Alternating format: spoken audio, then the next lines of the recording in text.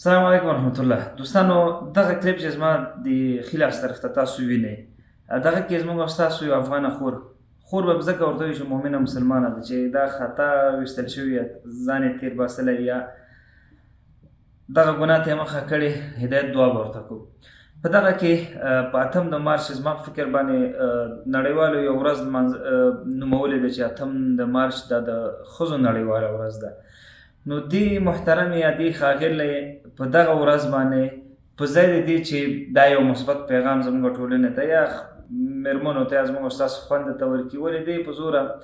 خپل عزت له سر څخه لرې کړی، استعمار کړی چې دا زموږ ازادي ده. نو زما په ذهن کې یو پوښتنه راغله، مولا زه تاسو سره هم دا موضوع شریکه کوم چې آیا ازادي دې ته وایي، خصوصا د ښځو یا د مېرمنو ازادي چې ته خپل ځان لوڅوه،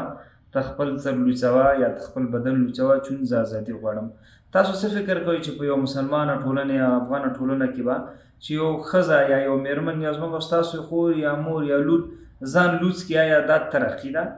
که دا ځان لوڅولو کې ترقي وي نو بیا نن سبا حیوانات به موږ تاسو وګورو تر ټولو بهترینه مثال دی، ځکه هغه هېڅ هم نه لري، بیا خو تر ټولو مترقي مخلوق هغه دی. نو زما پیغام دغسې خلکو ته یا د دې چې څوک طرف اخلي یا فرض کړه چې دې ته څوک لاسونه ټکوي چې شا بسي ډېر ښه کار دې کړی دی، هغې ته مې یو پیغام دی چې آیا دا ته چې ما اوس وینې، ته غواړې چې خپل خور یا خپل لور ته یا خپل مور ته یا خپل مېرمنې ته په دغه رقم باندې ازادي واخلي، یا فرض کړه ته افغانستان کې نه یې، په بل ملک یا په بله ټولنه کې اوسې، ته اجازه ورکړې چې تر څو پورې ستا خور یا ستا لور یا ستا مېرمن په دغه رقم باندې خپل ځان لوڅ کړي او بهر ته ووځي یا میډیا ته یو کلیپ ورکړي؟ نه، هېڅکله نه. خصوصا هغه څوک چې په خپله کورنۍ باندې هغې واک لري یا فرض کړه د هغه خبره اورېدل کېږي، نو زما په فکر باندې مسلمان افغان خو پرېږده چې هېڅ یو انسان به هم دا ونه غواړي تر څو پورې د هغه خور یا هغه لور ته هغه خور یا لور دغسې یو عمل ترسره کړي. چون دا زه نه وایم، هغه زموږ او ستاسو الله تعالی فرمایي په سوره نور کې بسم الله الرحمن الرحیم وقل للمؤمنات یغضضن من ابصارهن ويحفظن فروجهن ولا يبدين زینتهن الا ما ظهر منها. دلته الله تعالی ډېر په ډاګه رسول الله صلی الله علیه وسلم ته فرمایي چې ته دغه مؤمنانو ښځو ته ووایه چې خپل نظرونه ښکته وساتي، همدارنګه خپل د فرجونو حفاظت وکړي، خپل د شرمګاو حفاظت وکړي او خپل ښایست دی چاته نه ښکاره کړي الا ما ظهر منها، یو هغه ځای چې طبیعي ښکاري هغه نه بغیر نور هر څه دی په حفاظت او پرده کې وساتي. که دغه آیات تفسیر مونږ وګورو یا دې آیات ته مونږ تاسو پام وکړو، دلته الله تعالی په ډاګه اشاره کړې ده چې تاسو په پرده کې شئ تر څو پورې ستاسو حفاظت وشي، تر څو پورې تاسې دغه د شریر عناصرو څخه محفوظه پاتې شي. موږ تاسو به وینو په اکثره خصوصا هندوستان کې که تاسو ریسرچ وګورئ څومره ښځو باندې حملې کېږي، فرض کړه اکثره په هغه طرف په هغه علاقو کې دا په ښځو باندې جنسي تیري کېږي چې هغه علاقو کې ښځې مثلا پرده نه رعایت کوي یا مثلا دغسې آزادې ګرځي. تاسو ته به معلومات وي، یا دا اوس تاسو چټ جی پي ټي بهترینه سنټر دی، بهترینه ادرس دی، هغلته ورکړئ چې په نړۍ کې په کومو هیوادونو کې زیاتې ښځې له خطر سره مخ دي. تاسو ته په ډاګه شي چې کوم هیوادونه دي، خصوصا چې هغه ښځې خپل ځان په امنیت کې نه احساسوي. تاسو ورکړئ درته معلوم شي چې په سر کې کوم یو هیوادونه دي. زه باور یم چې په سر کې به هغه هیوادونه چې تر ټولو زیاتو ځان مترقي ګڼي او ځان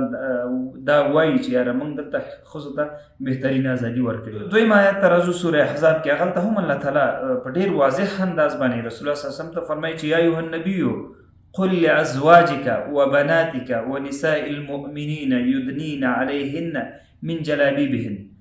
ذلك ادنى ان يعرفن فلا يؤذين وكان الله غفورا رحيما. ای پیغمبره خپلو بیبیانو ته، خپل لونو ته او د همدارنګه د مؤمنانو ښځو ته ووایه چې تاسو په خپل ځانونو باندې پرده یا چادري یا حجاب راښکته کړئ تر څو پورې ستاسو هغه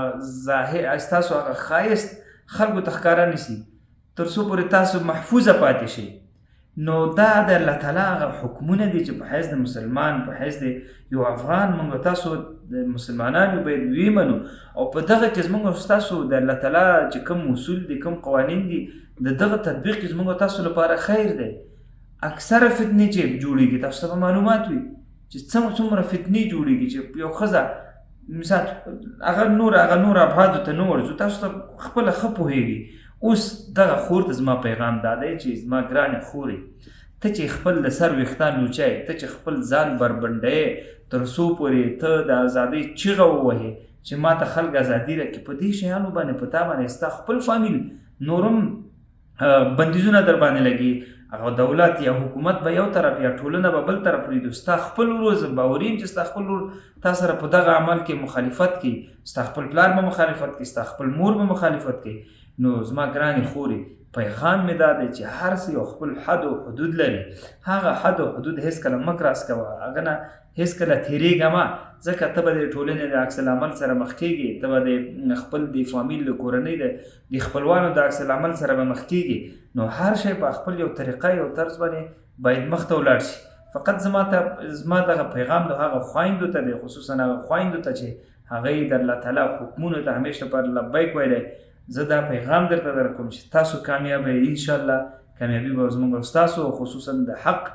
په مخ کې وي. السلام علیکم ورحمت الله. دا ویډیو خو دې وکتل، زه غواړم یو بله موضوع در سره هم شریکه کړم، فقط یو دقیقه وخت دې غواړم.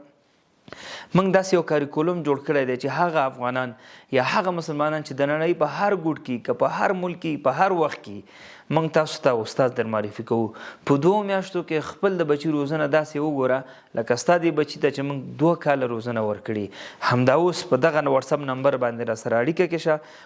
ویب سایټ درته هم ښکاري، نو ویب سایټ ته هم لاړ شه وګوره. موږ قرآن کور اکیډمي جوړه کړې ده، هغه ورونه چې خبر نه هغې د خبر شي خپل بچي راځي دلته موږ سره په دغه اکاډمي کې شامل کړي تر څو پورې آینده یې روښانه یو بچی دې داسې تربیه شي لکه تا چې تربیه کړې. زه پوهېږم ته مصروفه یې، ته به وظیفه لرې، ته به چوکیداري کوې، ته به ټیکسي چلوې، خو دومره وس او توان او انرژي به تا کې نه چې ته کور ته راشي خپل بچی په اسلامي علم باندې سنبال کړي، همدارنګه خپل بچی هغه کلتور او عنعنات او آداب ورته وښیې. دا وخت به تا سره نه، انشاءالله ستا دا بچی به موږ روزو او داسې وخت به راشي چې موږ ته به دعاګانې کوي. دا اوس په دې نمبر را سره کې اړیکه کې شه. الله مو خوشحاله لره. السلام علیکم ورحمت الله.